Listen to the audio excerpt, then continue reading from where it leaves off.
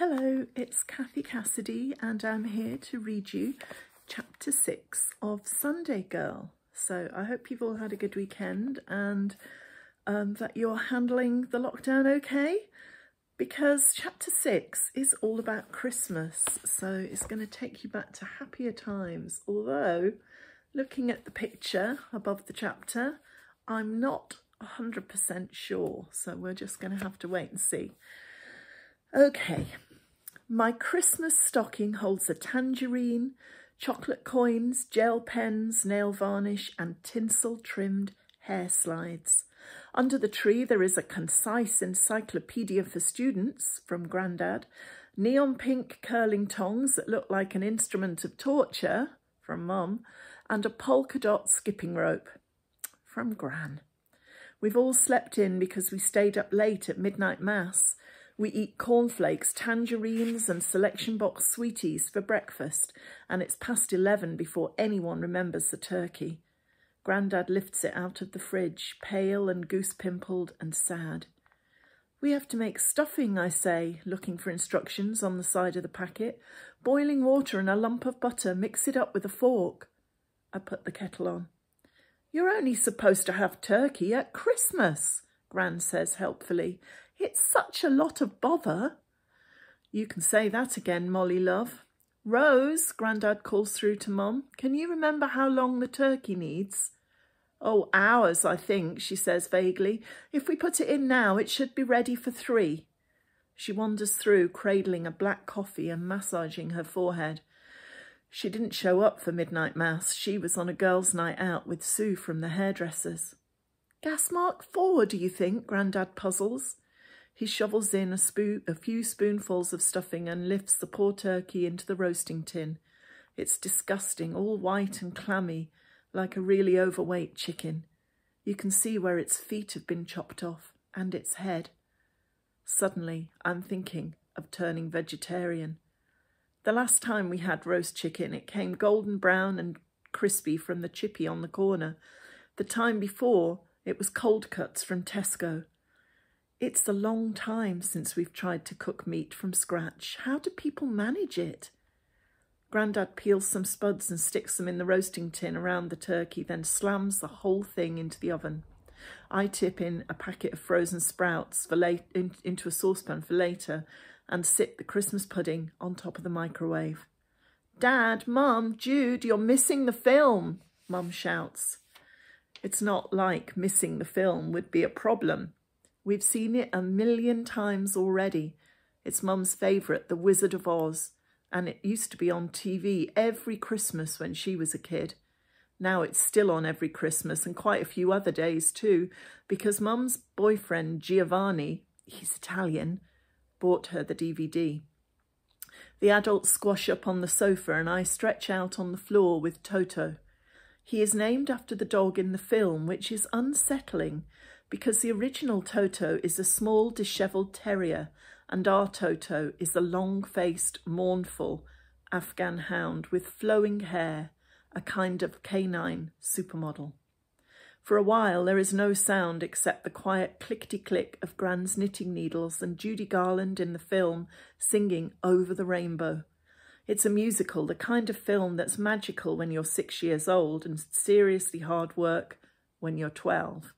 It's about a girl called Dorothy and her dog Toto who get whisked away from their dull black and white world by a hurricane and dumped in the land of Oz where everything is rainbow bright.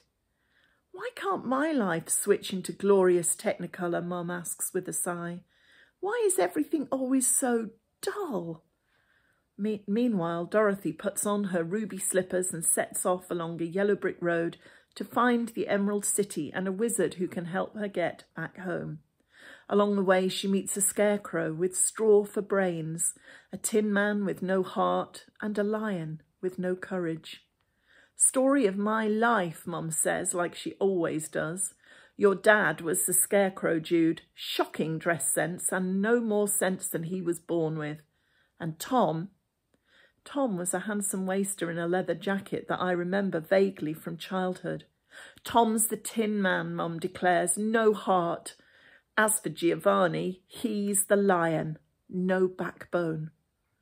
Giovanni is a good boy, Grandad says. He has his own business. An ice cream van, Mum says scathingly. I'm looking for something more. Pity all the men I meet are such no-hopers. We watch in silence as Dorothy finally finds her way back home, where life turns black and white once more. But Dorothy doesn't care, because it's where she wants to be. Mum is misty-eyed.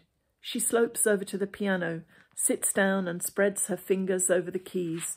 Then she launches into Over the Rainbow, singing raggedly, gazing up at the framed film poster of Judy Garland from The Wizard of Oz that hangs above the piano. How about you, Jude? Grandad asks hopefully. Want to give us some Christmas carols? One of your grade 4 exam pieces, maybe? But Mum is on a roll, running through Over the Rainbow again and again, before subsiding into endless slit-your-wrist Irish songs. Grandad shakes his head and goes to check on the turkey, but it's not ready yet, so we open a bottle of ginger beer and pour it into mugs.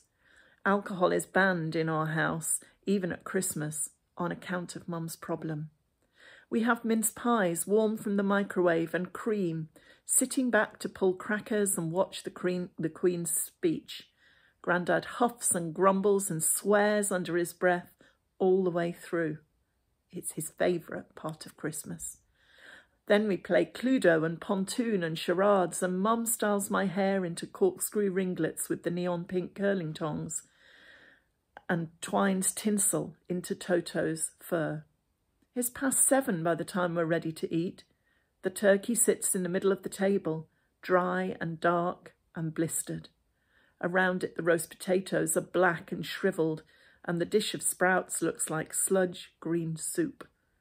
Everything done to perfection, Grandad says proudly, but he has to saw at the turkey just to get through the leathery skin.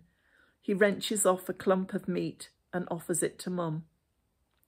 Well, I'm not all that hungry, she blusters. He transfers the meat to Gran's plate, along with some charred spuds and a puddle of congealed sprouts. Gran looks distressed. We stare down at our plates, unwilling to admit defeat. I decide this isn't the moment to discuss going veggie. Grandad chokes down a mouthful of turkey, grinning weakly. Perhaps a bit overdone, he says. We could buy it ready-cooked from Tesco next year, Mum suggests. Eat it cold with salad. That would be easy. Christmas never used to be like this. When Gran was well, it was a feast of golden turkey, onion gravy, roasted spuds and perfect vegetables.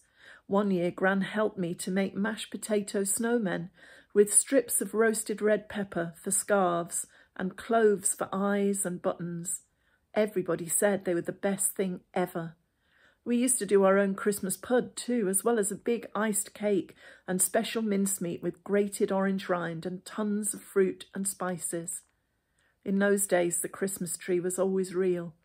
It smelled of pine needles and dark forests, and we draped it in tinsel and cotton wool snow and bright, tiny baubles from the special box in the attic. Every year I made decorations at school, salt dough Santas and glittery stars and snowflakes snipped from folded paper. Gran used to laugh and hug me and hang them on the tree like they were the most beautiful things she'd ever seen. This year, we've got a little tinsel tree from the supermarket. It sits in the corner looking bright and shiny and slightly lopsided, and the handmade angel and the crumpled snowflakes and stars just look kind of sad. The doorbell goes and Toto starts to bark. It's Giovanni, Mum's Italian boyfriend, the one with no backbone, bringing ice cream and red roses and a huge box of Thornton's chocolates. I thought I'd bring supper, he says, placing a tub of creamy yellow Italian ice cream down on the table. But I see you haven't finished dinner yet. We haven't even started, Grandad exclaims. Will you join us, lad? He picks up the plates and carries them through to the kitchen, scraping the meat and spuds and sprouts onto Toto's dish. Then he takes a couple of tins out of the cupboard, loads up the toaster and sets out clean plates and cutlery. He flings an old tea towel over the turkey corpse and carries it away. I hear the front door click and the lid of the wheelie bin as Grandad disposes of the evidence. Gran knits serenely, her Christmas hat askew, smiling at nothing, like the ghost of Christmas past. Can she remember the days we made mince pies together, ate turkey and stuffing and roast spuds so crispy, so perfect? I remember, but only just, and the memories are jumbled up with flashes of Mum fighting with Tom, her ex, in the street, and falling asleep on the sofa in front of the Wizard of Oz. The past is another story, and I'm not always sure I've got the plot straight. At last we sit down to Christmas dinner with Giovanni at the head of the table. It's beans on toast, served with mugs of ginger beer and Christmas pudding and Italian ice cream for afters. It's the best I've ever had. So that was chapter 6. That's Jude's Christmas. Don't forget to tune in tomorrow for another chapter. And until then, stay safe and take care. I'll see you soon.